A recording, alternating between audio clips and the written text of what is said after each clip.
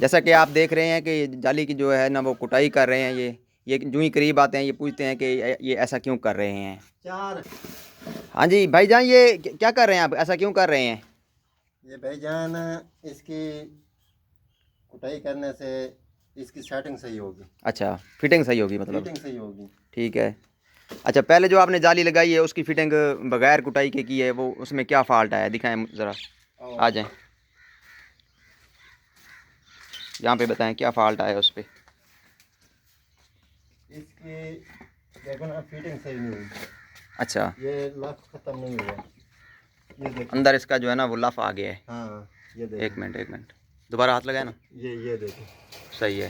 हाँ ये कुटाई के बगैर लगी है इसलिए ये फॉल्ट आ गया है। हाँ जी, हाँ जी। अब इसको दोबारा उखाड़ेंगे, अब दोबारा फिर वो हाँ, कुटाई करके दोबारा इसको फिट करेंगे। इसको दोबारा फिट करेंगे। ठीक हो गया जी।